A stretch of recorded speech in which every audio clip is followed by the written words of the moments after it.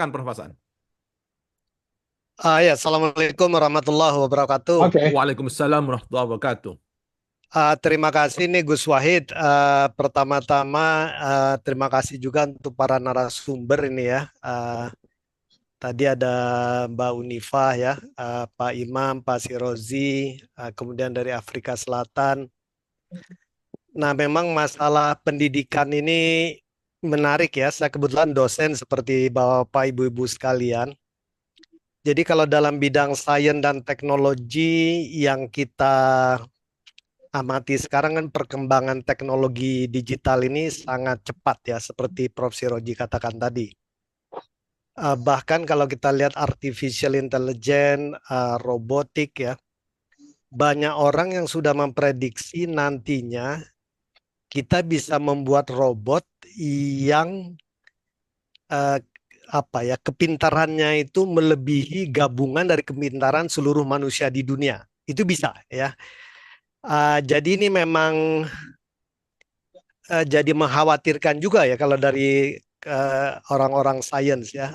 Bagaimana nanti kita menghadapi perkembangan artificial intelligence yang begitu cepat, uh, teknologi robotik juga begitu cepat, dan kemudian orang bisa membuat robot-robot artificial human yang sangat canggih ya, rasionya sangat canggih.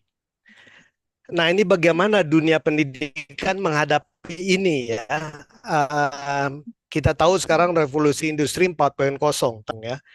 Kalau revolusi industri 4.0 itu kita masih konsentrasinya bagaimana menaikkan produktivitas efisiensi industri dengan memanfaatkan teknologi. Sedangkan revolusi industri 5.0 orang mulai berpikir bahwa teknologi ini harus bermanfaat untuk masyarakat ya. Karena orang juga mulai khawatir ini dengan perkembangan artificial intelligence, robotik, bioteknologi, nanoteknologi begitu cepat ini. Ini kita khawatir di sini. Nah, pendidikan ini kan mendidik manusia ya. Mohon maaf kalau kita lihat manusia seperti yang Pak Imam katakan, manusia ini kita punya fisik ya.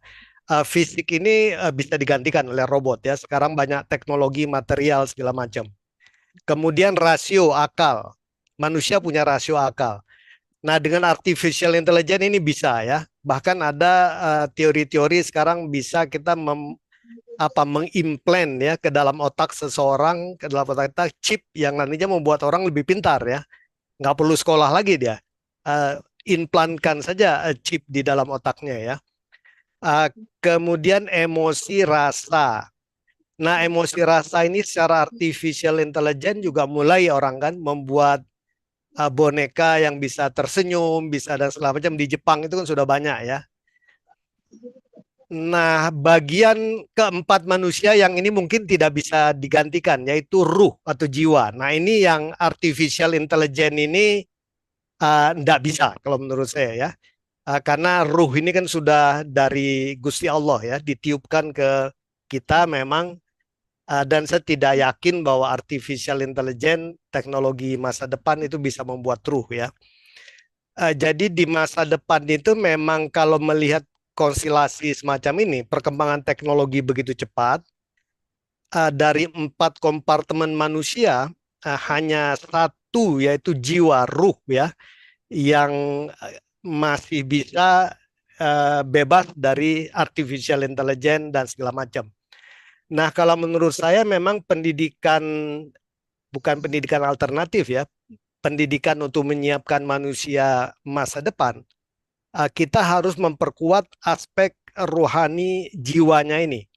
Karena yang dihadapi itu nanti fisik, rasio, emosi yang bisa dimanipulasi dengan artificial intelligence ya. Dan kita ya saya pikir sebagai orang beragama ya sudah tahu kalau untuk ruh itu pendidikannya ya masalah iman, amal, ihsan ya, akhlak. Nah, itu harus diperkuat di dalam sistem pendidikan kita. Ada satu kartun yang menarik ya, ada kartun menggambarkan bagaimana pendidikan di masa depan sebaiknya. Jadi ada seorang anak kecil Dia bertanya kepada seorang kakek-kakek yang sudah tua. Kek, ini di era depan ini yang perkembangan teknologi begitu cepat ya, begitu advance, bidang apa atau apa yang harus saya siapkan? Nah, si kakek ini menjawab menarik ini kalau bagi saya ya. Wahai anakku, jadilah be a good human ya. Jadilah manusia yang baik. Insya Allah kamu akan survive di era teknologi secanggih apapun. As long as you are a good human, you will be safe ya.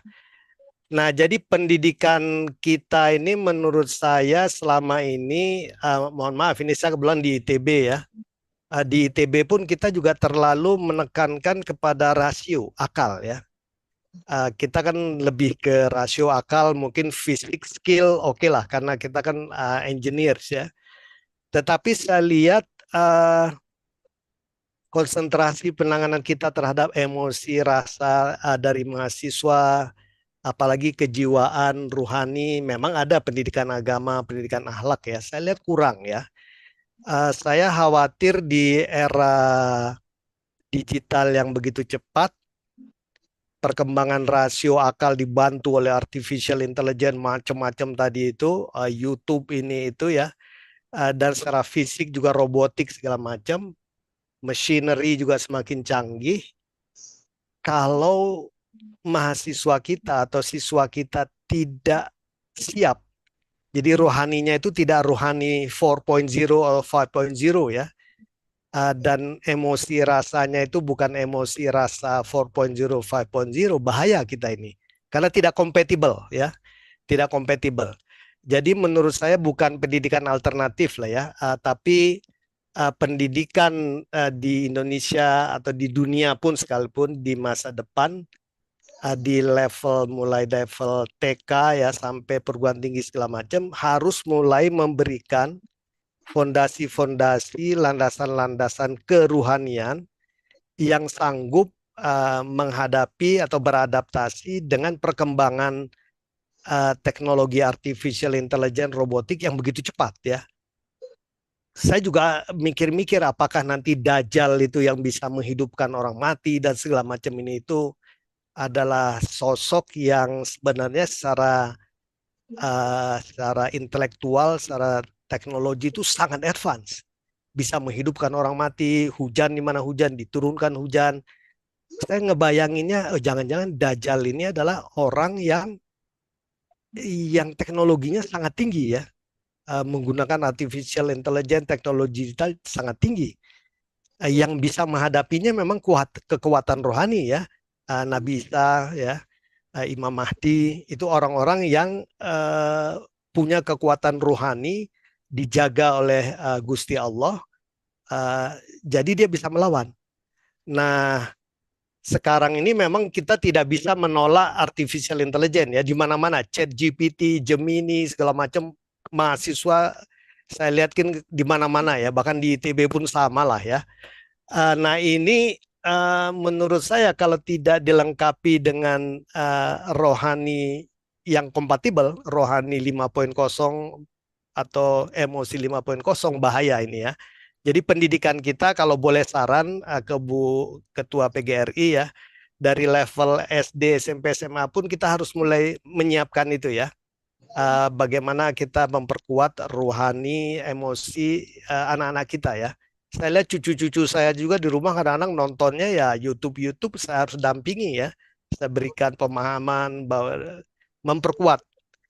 Saya tidak bisa melarang karena itu memang kehidupan sehari-hari mereka, tapi kita harus mempersiapkan agar mereka bisa lebih tahan, beradaptasi, bermitigasi ya.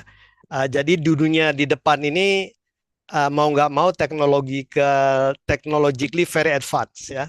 Kita harus menyiapkan manusia-manusia yang rohani, jiwa, emosinya juga harus lebih advance ya, agar compatible, bisa survive. Itu kira-kira pemikiran dari saya, Gus Wahid. Insya Allah selama ada Gusti Allah, saya sih optimis lah ya, kita bisa menghadapinya lah, mudah-mudahan ya. Insya Allah. Assalamualaikum warahmatullahi wabarakatuh.